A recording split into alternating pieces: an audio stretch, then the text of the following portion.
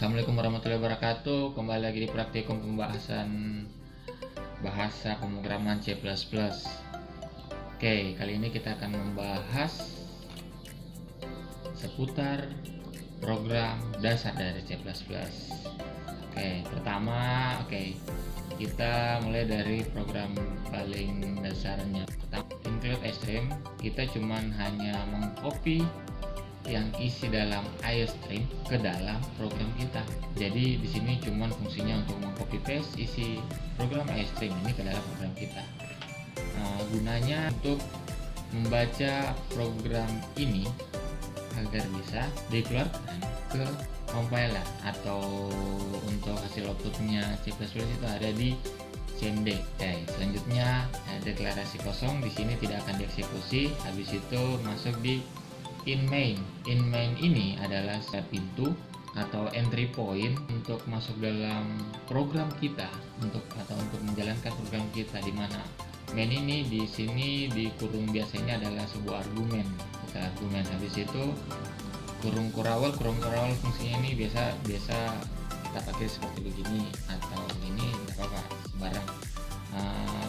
Isi kurung ini adalah body dari entry point atau pemrograman kita, yang dimana pada saat entry point dieksekusi main, yang akan dijalankan adalah yang ada pada dalam body program. Selanjutnya std. std ini adalah fungsinya adalah mengambil fungsi dari iStream. Jadi kita mengambil fungsi dari iStream yang dimana gunanya pada saat membuat output dalam sebuah pemrograman. Cout, yang dimana titik 2 cout ini adalah untuk menampilkan data ke dalam hasil program, yang biasanya yang keluar itu adalah bentuk CMD seperti begini. Ini. Jadi ini gunanya adalah cout. Compiler out. Tanda harapan panah ke dalam cout itu artinya masukkan hello world ke cout. Jadi cout dieksekusi dengan statement cout. Hello world ini akan dimasukkan dalam cout, jalankan fungsi std dan hasilnya akan keluar seperti begini. Dan dalam satu statement ini, ingat, dalam satu statement selalu diakhiri dengan titik koma. Jadi ini adalah satu statement. Jadi titik koma ini fungsinya untuk seperti tanda titik dalam satu kalimat. Jadi dalam satu statement itu harus ada akhiran bahwa ini menandakan satu statement dengan akhiran titik koma. Begitu juga returnal itu satu statement yang diakhiri dengan titik koma. Kenapa include iStream tidak memiliki titik koma? Karena dia ini adalah bukan statement, dia adalah function copy. In main itu kenapa tidak titik koma? Karena dia ini adalah satu kesatuan. Dia ini adalah sebuah fungsi pintu atau entry point untuk menjalankan bodinya, yang dimana bodinya adalah beberapa statement, kumpulan dari beberapa statement. Fungsi returnal ini adalah untuk menandakan bahwa fungsi program kita ini bekerja dengan baik, tidak memiliki error. Jadi jika satu statement ini selesai dieksekusi, habis itu masuk di returnal, itu menandakan setelah returnal dieksekusi dia akan kembali ke main, dan main melihat bahwa returnal sudah dieksekusi, yang berarti program itu tidak error. Untuk menyimpulkan program tidak bagus nanti kalau setiap statement kita harus tulis dulu lagi std titik 2 std titik 2 padahal suatu hal yang sama kita tulis. Jadi di sini kita di setelahnya include iStream kita buat asing namespace std kita buat statement menggunakan namespace std di setiap statement. Jadi kita hapus ini.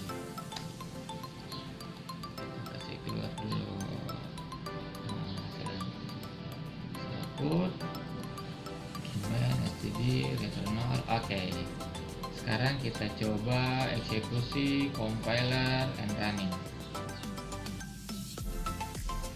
Oke, hasilnya sama.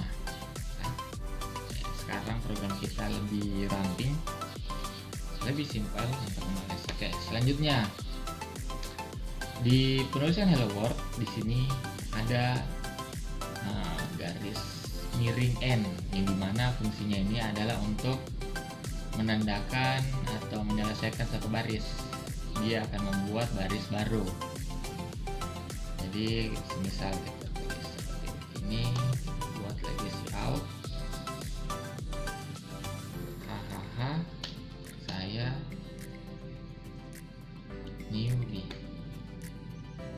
Kita save, kita execution, compiler. Oke, ya. Hello world, buat baris baru, haha saya newbie. Setelah itu coba kalau semisal kita tidak pakai garis miring n, kita eksekusi, compileran. Oke, lihat, jadi hasilnya bersambung. Hello world, hahaha saya newbie. Dimana karena tidak ada statement untuk membuat baris baru. Oke, ada statement yang lain untuk membuat baris baru, dimana kita bisa buat statement kita masukkan dalam hello world bahwa ada yang namanya end line. Jadi ada end line di dalam statement hello world, dan hello world ada di dalam statement cout. Oke, sekarang kita coba eksekusi, compiler run. Oke, hasilnya sama seperti kita pakai garis miring. Jadi silakan pilih yang mana mau digunakan, garis miring NK atau N-line yang lebih simpelnya. Di dalam teks editor program atau penulisan program selalu ada yang namanya comment.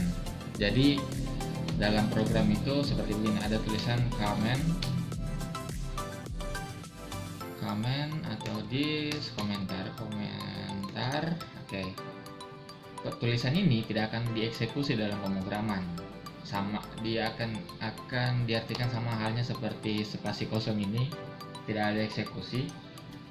Nah, jadi ini hanya untuk membuatkan keterangan pada setiap penulisan statement atau penulisan statement, function, dan lain-lain.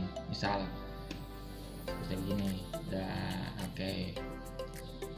Pengkopian fungsi iostream. Ini kita komen statement penggunaan std dalam semua statement.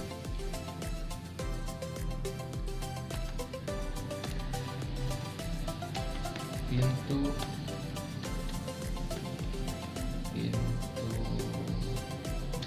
untuk menjalankan program. Nah, dimana komen-komen ini dia itu dikatakan yang namanya single line, comment single line. Oke, dinamakan comment single line. Bagaimana kalau misalnya terlalu banyak sekali atau multi line? Nah, akan rumit kita kalau kita menulis begini lagi, enter begini lagi. Jadi cara gampangnya adalah semisal kita mau buat di bawah, setelah ini kita mau buat, jadi kita buat untuk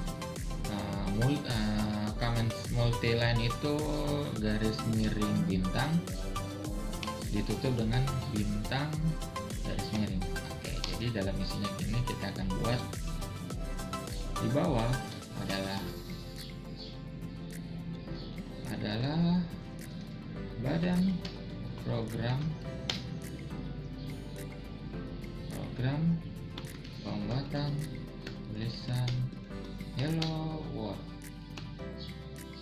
dan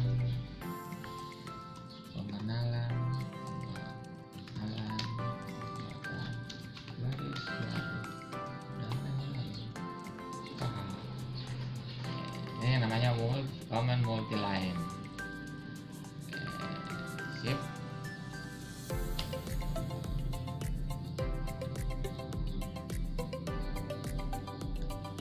Ini namanya komen multiline. Jadi saat kita jalankan programnya,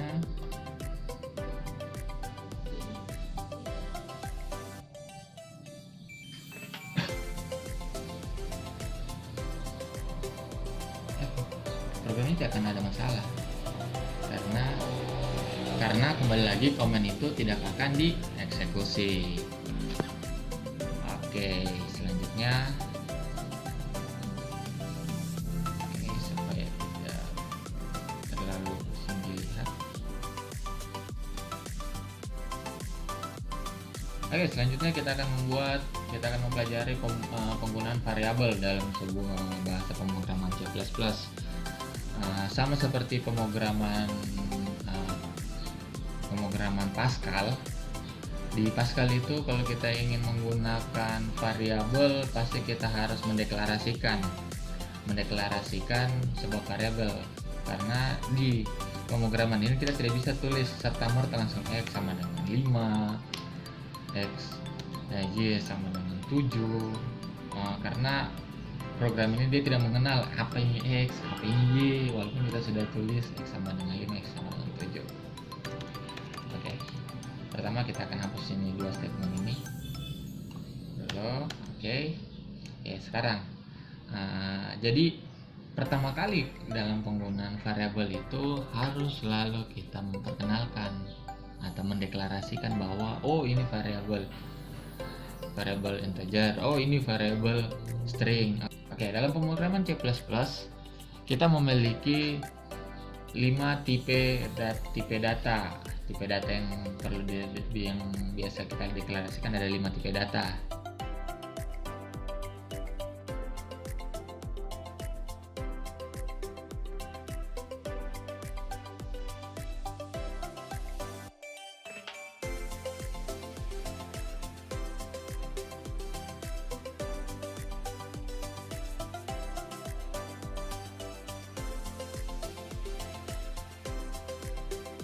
Oke, kita bahas satu-satu. Inter ini adalah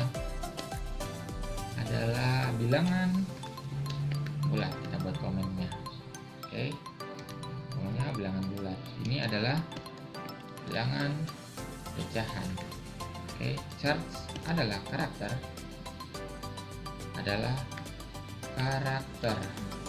Bisa disimbolkan dengan satu angka. Ini adalah string atau X. Ini adalah boolean atau biasa orang katakan adalah biner. Isinya adalah true atau false. Jadi kita sudah punya ini saat ini. Ini bisa digunakan nanti untuk dalam pemrograman if then. Boolean ini lebih sering digunakan if then. Jadi di sini kita tidak perlu gunakan. Oke, sekarang kita sudah punya integer, double, char, string. Coba kita buat cout-nya. Cout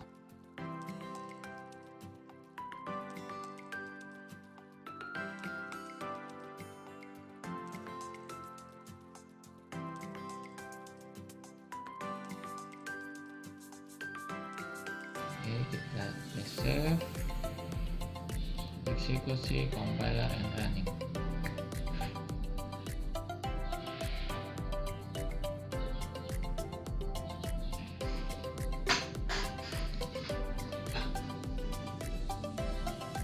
Oke, lihat pertama 5, hasil program 5, habis itu 4,5, ini habis itu habis itu high program. Oke, kenapa semua tersambung? Karena tidak ada sebuah fungsi untuk membuat baris baru. Jadi karena ini bukan karakter yang dimana pembuatan baris barunya bisa kita masukkan dalam tulisannya, bisa kita langsung tulis garis miring n, jadi kita gunakan fungsi yang tadi nline di setiap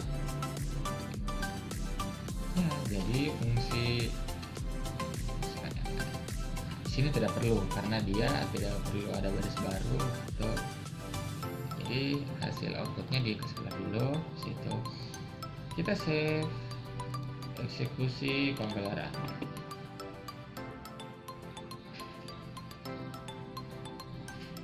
Oke, hasilnya seperti begini, 4,5. Hai, ini program.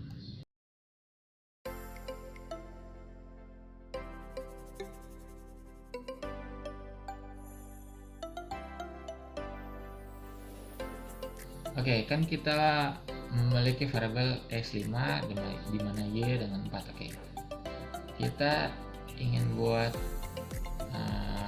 eksekusi matematika atau tambah kurang kali bagi begitu. Oke, pertama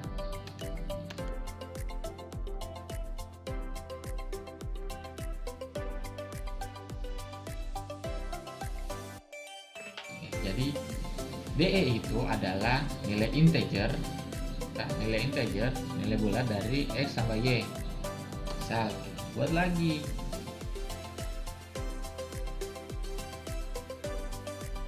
Kalau ini DA adalah nilai pecahan. DA adalah hasil dari X tambah Y. Kita lihat hasilnya dua-duanya.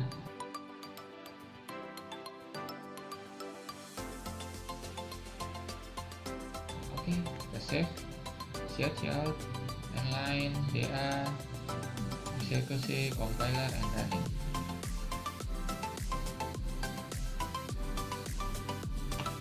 Oke, lihat.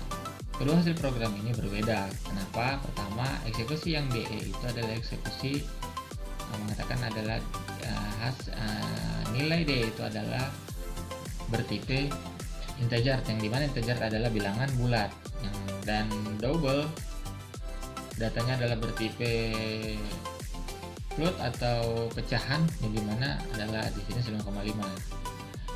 X tambah Y itu hasil X tambah Y itu hasil sebenarnya ada 9,5, tetapi di DE karena kita mendeklarasikan variabel DE itu adalah bulat, jadi dia akan bulatkan menjadi 9. Beda halnya kita di double itu kita deklarasikan bahwa dia itu adalah bilangan pecahan. Jadi kalau hasilnya pecahan, dia akan mengeluarkan hasilnya pecahan. Beda lagi lain kalau misalnya hasilnya tidak pecahan, dia tidak akan mengeluarkan hasilnya pecahan. Tapi tetap double adalah tipe data pecahan.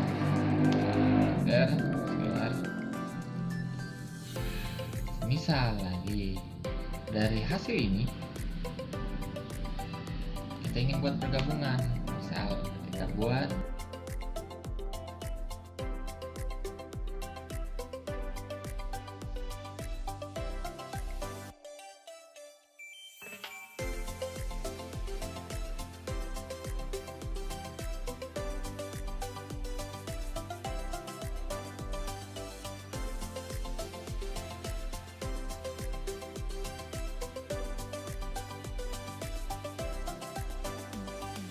itu kita akhiri dengan titik koma. Save. Jadi bahasa programnya kita keluar dulu CA, habis itu CC, CE, habis itu DA, CC, habis itu DE. Kita lihat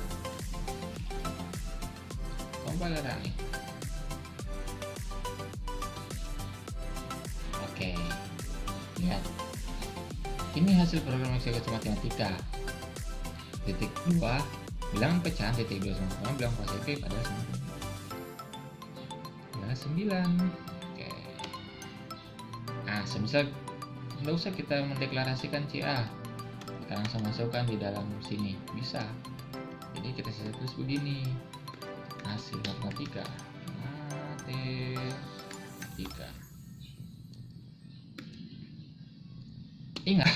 Ingat yang diawali dengan kutip dan diakhirkan kutip di dalam itu pasti semuanya dieksekusi, dari spasi lah, ada tetap, spasi jauh, dia akan dieksekusi sejarak-jaraknya ini. Jadi kita buat spasi supaya nanti ada jarak. Kita save, kita lihat execution, sip. Hasilnya, hasil matematika bilang pecahan, bilang positif. Oke. Ada hal keren, saya salah. Di dalam satu statement, di pertengahannya ini ada n line. Kita tulis ini n line. What? Oke, kita lihat hasilnya.